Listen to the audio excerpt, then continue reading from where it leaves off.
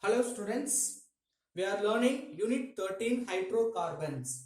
In that alkane we have completed. Now we are learning alkenes, double bonded compounds. In that physical properties of alkene we are going to start now. 3 carbon, that means first 3 alkenes, gaseous state, followed by 14 compound or liquid state. Next to that only the alkenes are waxy solids. Melting point and boiling point increases with increasing the number of carbon. So in the alkenes number of carbon increases means its melting point, boiling point also increases. But when the branches increases, its boiling point, melting point also decreases. Okay. Then they are slightly soluble in water, readily soluble in organic solvent. Chemical properties. If you compare the reactivity of alkanes, they are more reactive than alkanes. Why? The compound having carbon-carbon double bond, in that one is sigma bond, another one is bi bond. Bi bond is very weak bond, so which having high reactivity. Easily it will break, it will involve the further reaction. Because of this reaction, alkenes are more reactive than alkanes. Usually it will undergo addition reaction, like electrophilic addition reaction. So you can add one atom or molecule in the first carbon, another atom or molecule we can add the second carbon, so double bond will reduce into single bond, so it will undergo electrophilic addition reaction. Sometimes they are following free radical mechanism. First addition reaction, hydrogenation. What do you mean hydrogenation? Hydrogenation means addition of hydrogen. In the presence of catalysts like nickel, palladium, platinum, you can add the hydrogen. So alkene may converted into alkanes. The next addition reaction, halogenation. What do you mean halogenation? Addition of halogen compound. What are the halogen? Fluorine, chlorine, bromine, iodine. But fluorine usually will not take it for addition reaction because of more reactive character. Let us see one example for addition of chlorine. In the ethene, if you add chlorine, what will happen? From these two chlorine atom, one will add in the first carbon, another will add in the second carbon, double bond will break, it will reduce it into single bond. So CH2Cl, CH2Cl, 1,2 dichloroethane. But if you take iodine compound, it will give another type of product. Listen carefully. The same ethane with iodine, if you take for addition reaction or halogenation reaction, usually it will add each one in the double bonded compound, but it will produce only unstable iodide compound, which is not a stable compound. Because of this bulkier group, iodine will eliminated as a iodine compound, remaining will get again alkene. So iodine substituted compound easily we cannot get at ordinary condition. We have to apply special conditions. Listen, one characteristic test for alkene. What do you mean characteristic test for alkene?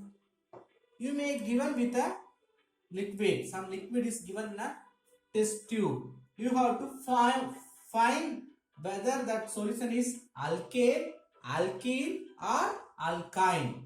So alkene, alkyne easily you can find by using bromine water. What do you mean bromine water? Bromine in water. So color of bromine water is brown color. If you add in the alkene compound, it will decolorize the brown color. It becoming colorless solution.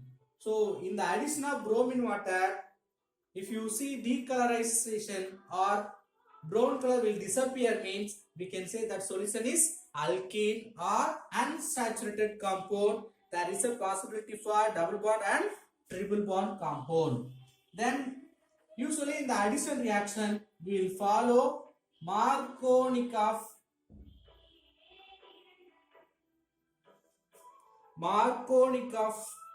we will come reaction, addition reaction. What do you mean Markovnikov addition reaction? While adding hydrogen halide in alkenes. What do you mean hydrogen halide? Hydrogen with halogen. Hydrogen halogen. This compound only called hydrogen halide. If you add hydrogen halide compound in double bonded compound or unsaturated compound, we have to follow the rule. That rule is called Markovnikov addition rule. What is that? If you take this ethene, you cannot understand. So you will take one more propene, we will take it because there is hydrogen and chlorine. Hydrogen you always add in the first carbon because you just compare the double bonded carbons. Which carbon having more number of hydrogen, there should be added this hydrogen atom. The electronegative chlorine atom should be added in the carbon which having less number of hydrogen. That rule is called Markovnikov addition rule. If you make it reverse to this rule, that is called anti-Markovnikov addition rule.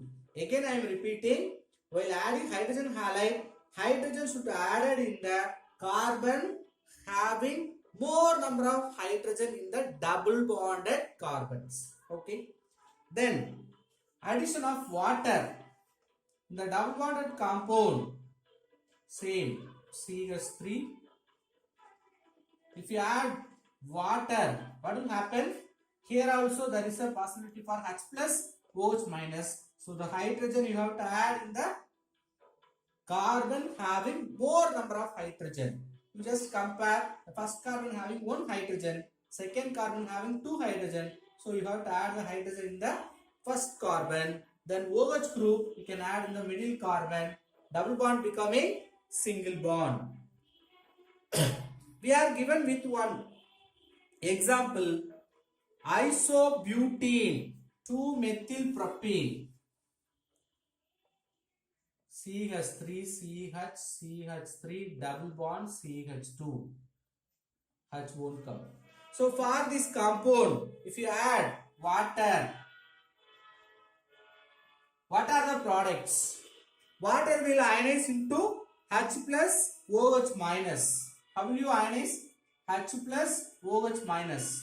So always hydrogen should added in the carbon which having more number of hydrogen. So CH2, the hydrogen if you add, it becoming CH3. So double bond will reduce into single bond. We can add OH in the middle carbon. So we'll get the product CH3, C. There is addition of OH group. Already we have single bond CH2. If you add one more hydrogen, it becoming CH3. The existing CH3. So we have followed Markovnikov addition rule. Water will ionize into OH minus and H plus. Hydrogen should added in the carbon which having more number of hydrogen in double bonded carbons. You have to see the double bond, where the double bond is located. Yes, between these two carbon we have double bond. Then you have to check the number of hydrogen in the double bonded carbons. This carbon does not have any hydrogen, but this carbon having two hydrogen. So in this carbon you have to add this hydrogen. Next, hydrohalogenation of alkenes in symmetrical and symmetrical. What is hydrohalogen? Hydrogen with halogen like HBr, HCl. Hydrogen with halogen means they are called halogen. This hydrogen halide compound, if you add with alkenes, we will get two different type of product. If you follow Markovnikov-Addition rule, that will produce major compound. First, we are going to take symmetrical alkene. You may ask, what is symmetrical alkene? See, CH2 double bond CH2. Both double bonded carbons having same number of hydrogen or similar group attached in the double bonded carbon means we can say they are symmetrical alkene. In the symmetrical alkene, if you add hydrogen halide, you need not to confuse. See, both sides we have equal number of hydrogen. So any one side you can add hydrogen, other side we can add bromine. We will get CH2Br CH3. Double bond will reduce it into single bond because both sides we are adding each one compound. Bromoethane will form. But if you take unsymmetrical ketone, usually it is given one more example for this symmetrical alkene. CH3 CH double bond CH.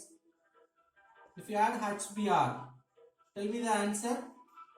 Both carbon having equal number of hydrogen, so you can add hydrogen Br. CH3 CH Br single bond, because bond will reduce.